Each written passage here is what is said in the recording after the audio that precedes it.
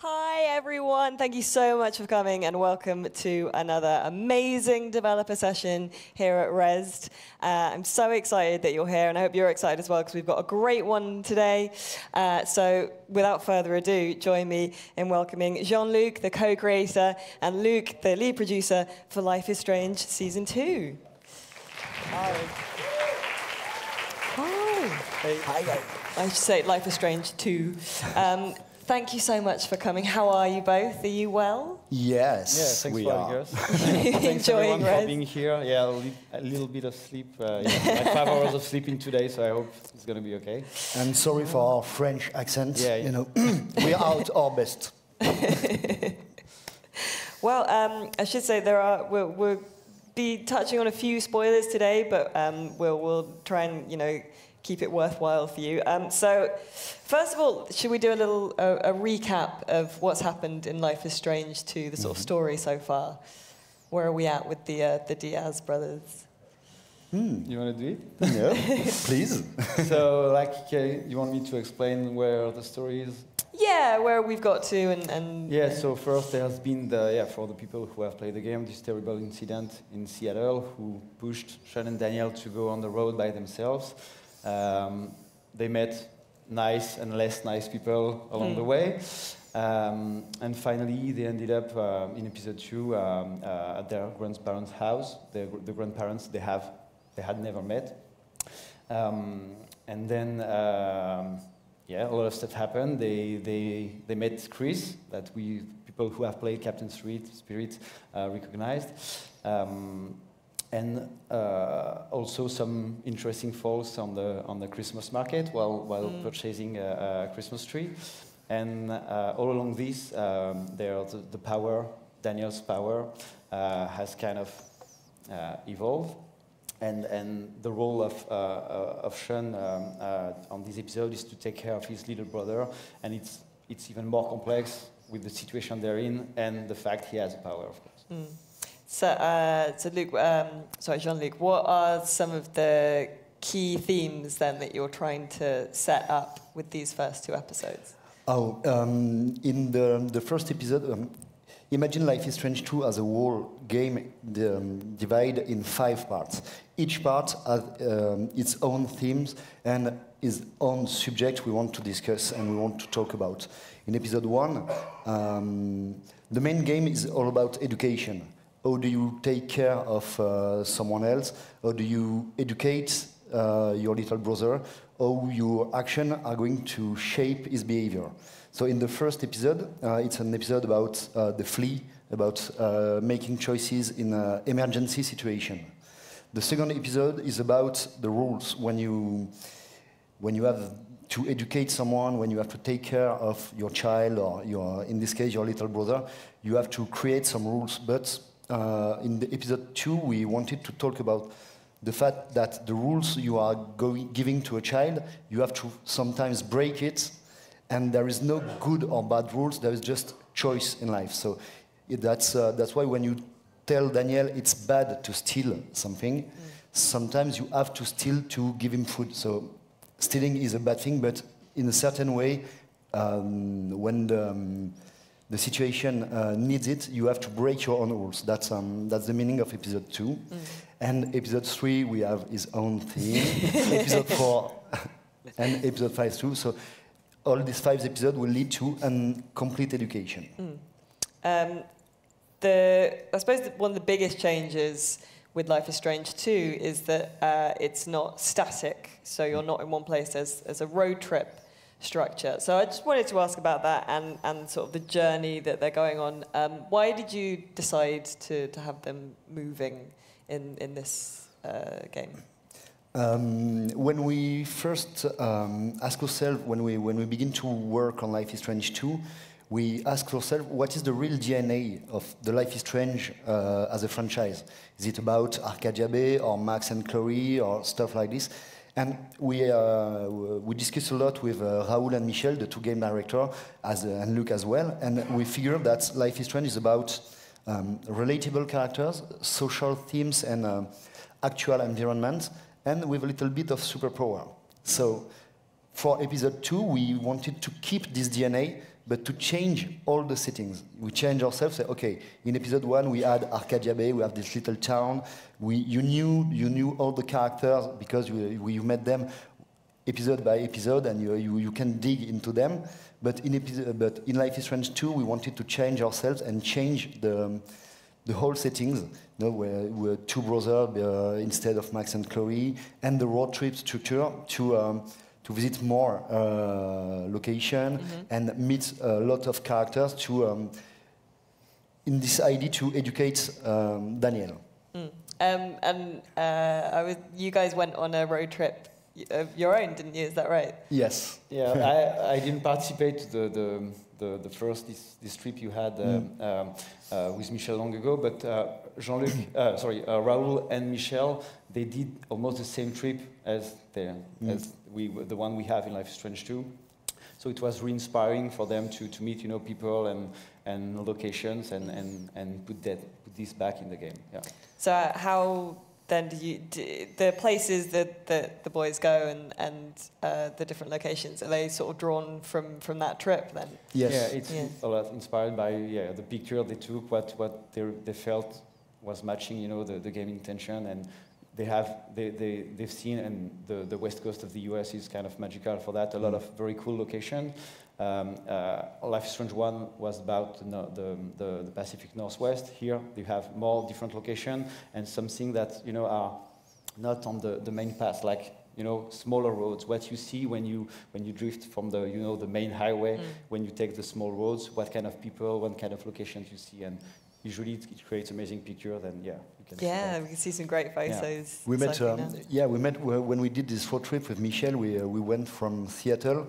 We go down to south with the 101. It's a big highway to the west coast, and we met a lot of people. And some of these people are in the game. That inspired us. Yeah. Some locations. Oh, okay, that's amazing. Let's do this.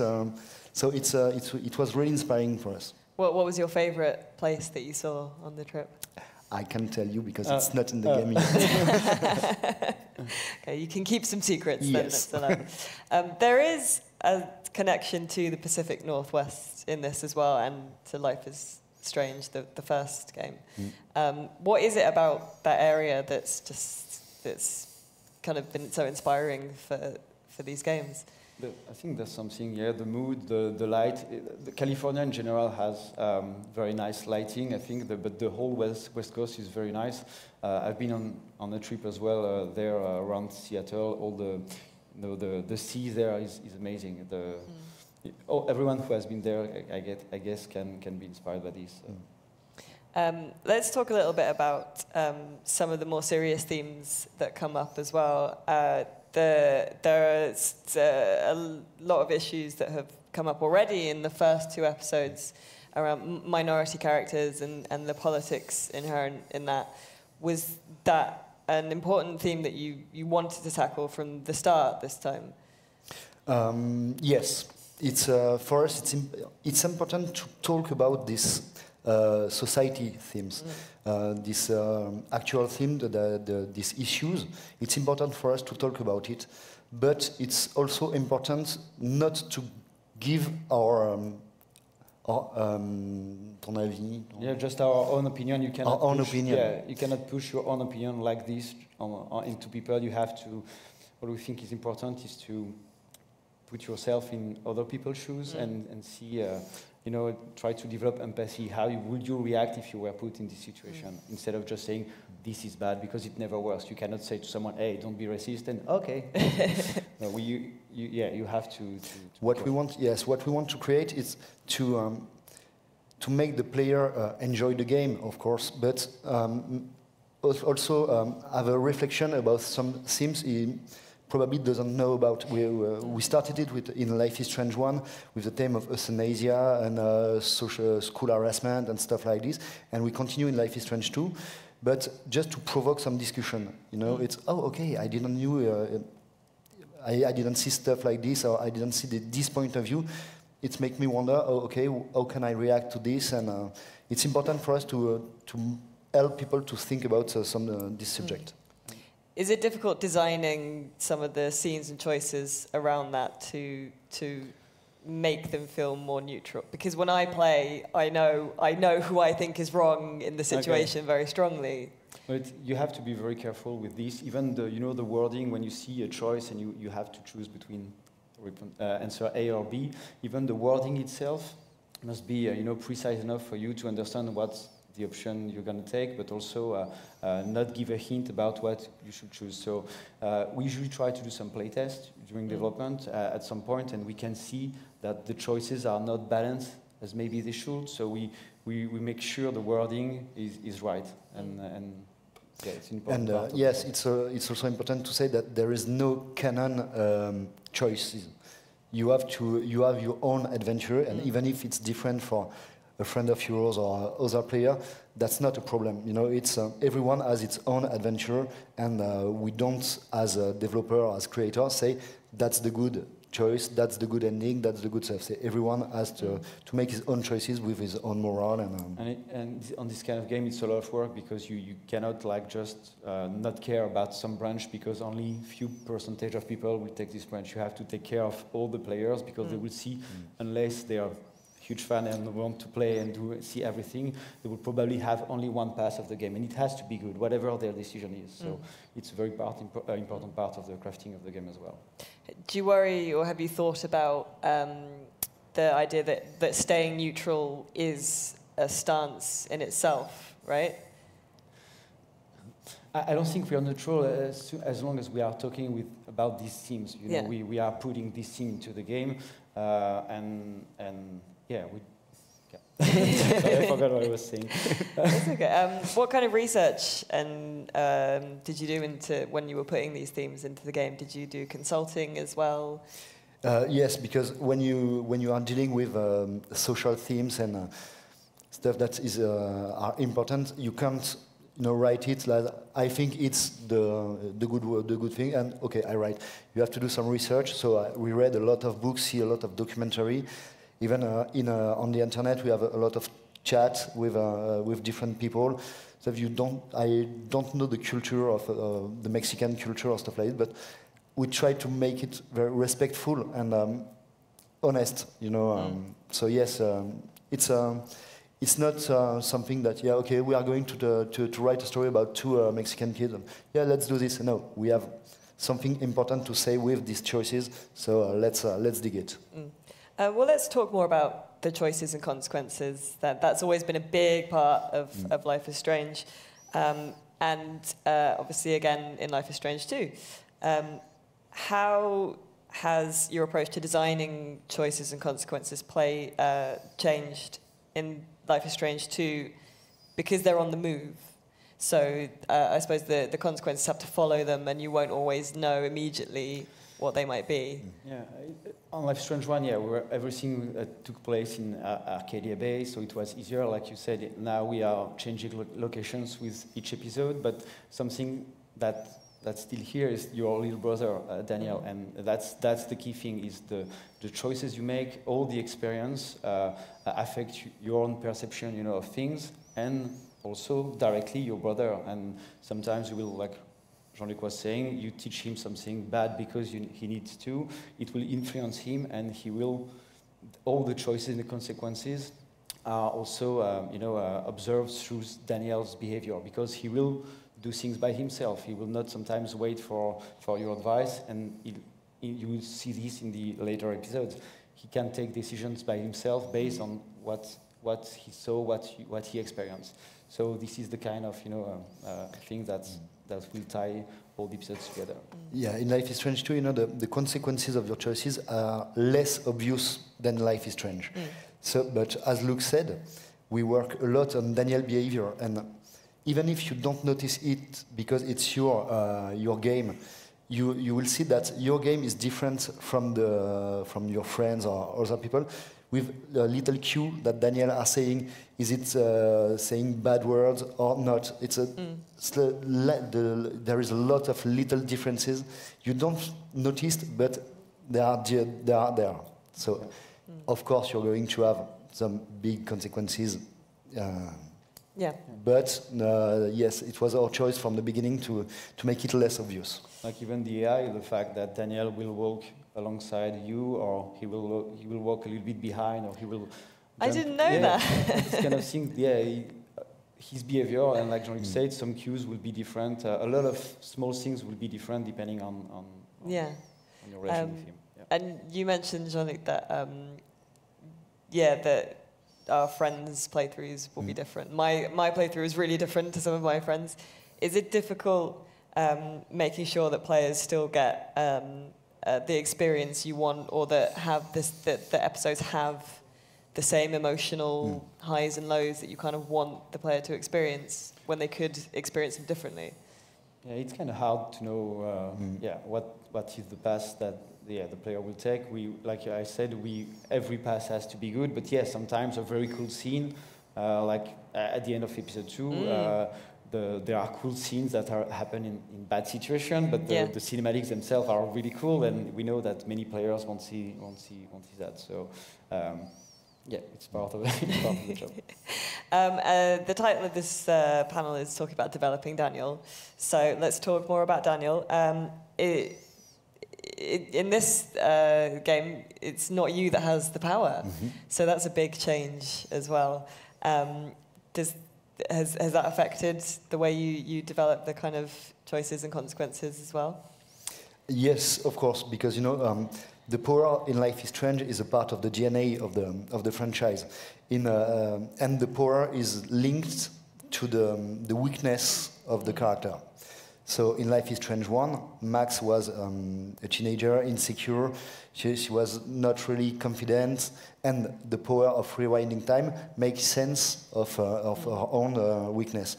In Life is Strange 2, Life is Strange 2 is about education and how your action will impact the behavior of Daniel.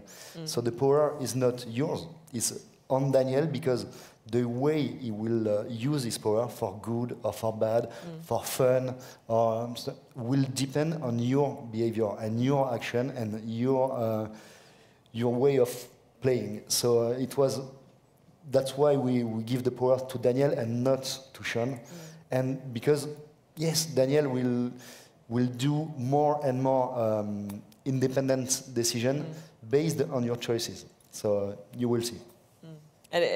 And I know that it's what you do, like your actions matter more than what you tell Daniel, right? So he learns by doing, kind of. I think both have an impact. Yeah. Yes. Yeah.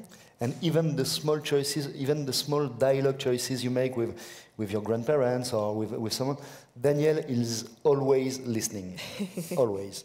So. When you think about how Daniel learns as a character, did you think about what it was like when you were kids and how you learned? Did you kind of?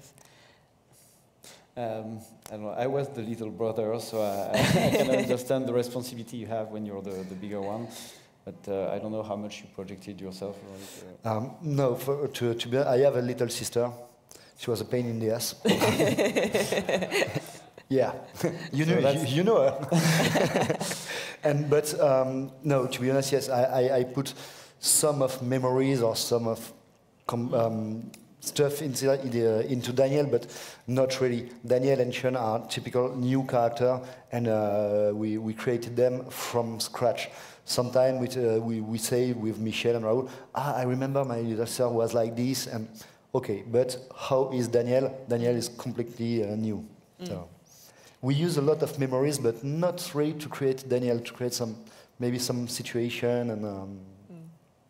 And one thing I think is really interesting is that there are no adults in their lives, for the most part, who are being good role models. Their grandparents are very nice, but certainly in the kind of first episode in the later part of the game, most of the adults they meet are unhelpful or kind of aren't very responsible for them, and it puts a lot of pressure on Sean and the player, right? That's the point of Life is Strange 2, to put someone in charge, but someone who is not ready to do this. Sean is 16 years old. He wants what a 16-year-old wants. He wants to party. He wants to have fun. He wants to go to school, and that's okay. But to put it in charge of Daniel in this situation of fleeing and being an outcast and being chased. Yes, it's something we wanted to from the beginning of the game. So, as a player, you are in charge of a little kid. I don't fucking care of it. But yes, you have to do it. Yeah. So, do you think players kind of feeling towards Daniel changes over time as well then? Because they're in charge of him to start with and they're kind of like, but then they kind of get to like him and he's, growing and learning. It was a real challenge for our team to make Daniel as believable as possible. So sometimes he's a pain in the ass, like my sister. Sometimes he's really cute. But we wanted him to act like a real kid.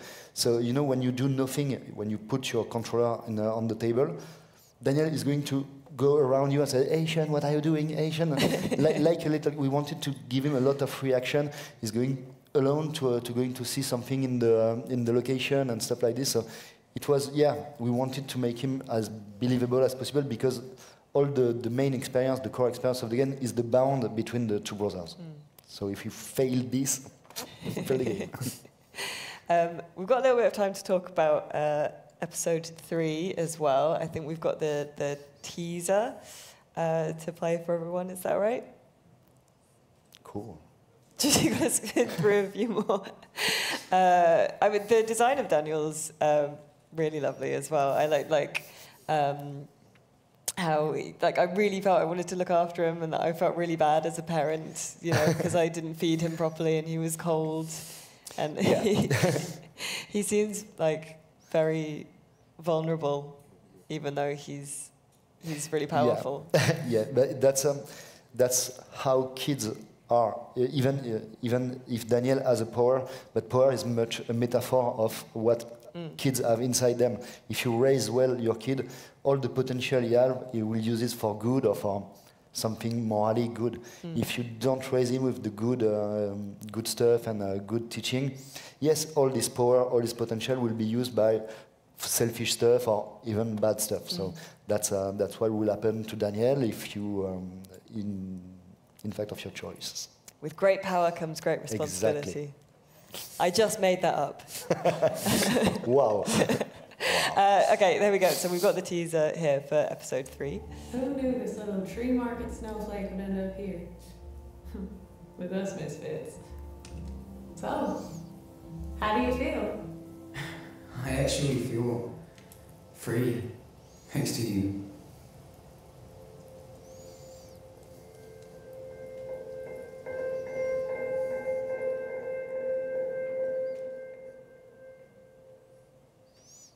Wow. Wow. So, I'm going to winkle some information out of you about episode 3 if I can. So that seems like we're going to meet the drifters, the cool kids that we saw in episode 2. Yes. Yeah. Yes.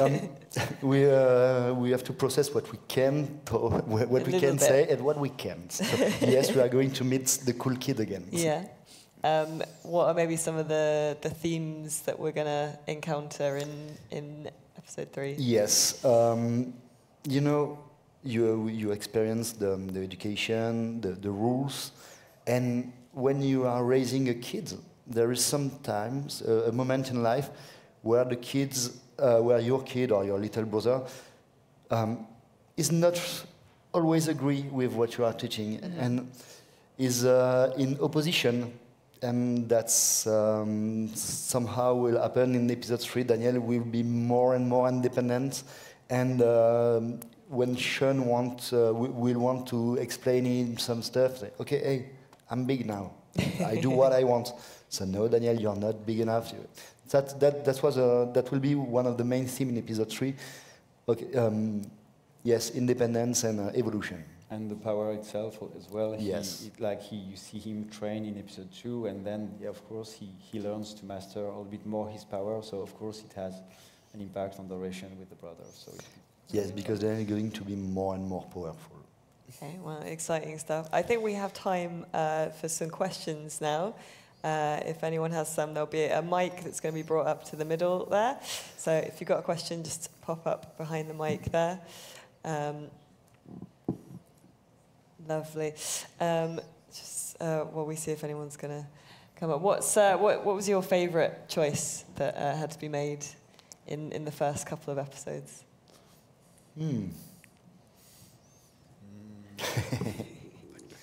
Yeah. I can really talk about this, about my choices, because I know what major choices are going to affect Daniel later. So even I can tell you that even the little choices will make a huge difference between Daniel's behavior. The one I care about always is the animals one. So I was really happy in Life is Strange 1, the people who let the dog, Frank's dog, die on the road. It was the smallest percentage we had. It was like 7 or 8% in the world of really mean people, like the dogs. But in Life is Strange 2, for me, in episode 2, when you have to choose, with the mountain lion, if you want to let Daniel express his anger or cool it down. For me, it's like the kind of numbers I'm watching carefully because I care about animals as well. Amazing, right? Thank you so much. Okay, what's your question then? Hi. Hey. Hi. Sorry, I'm a bit nervous. That's okay. Don't be cool. I am too. It's fine. Before I ask, I just want to say thank you for making Life is Strange and Life is Strange 2. Like, I've been a big fan for a long time, and I feel like you guys do something that a lot of video game developers kind of shy away from, and I think that's really important. So thank you for that. Thank you very much. So my question, you kind of touched on it a bit. You mentioned that one of the themes you explore is kind of racial injustice, and my question is, did you have any reservations about tackling that subject, especially since it's kind of so relevant to the political climate right now? Yeah, I think it was part of the themes, like Jean-Luc said, of the story since the beginning. When we started to discuss this, there was the weird political, climate there is right now. We were kind of scared at first to ask to get the approval of Square Enix about this, but they were been very supportive about this topic. They didn't shy away from that, so we are very grateful about that. And we had to be very careful with how we deal with that. But I feel it's really important. It's weird times right now where. When a new Wolfenstein game is announced and people are, oh, you should net this? Yeah, you should. And so it's, sorry. I feel it's very important to have this kind of theme and deal with them properly, but do something about this. Yeah, great question. Lovely, thank you. Thank you. Cool. Right, well, I think we're going to wrap up now, but thank you so much, everyone, for coming. And if anyone has some more questions for the guys, I think you'll be around for a little bit after the show as well.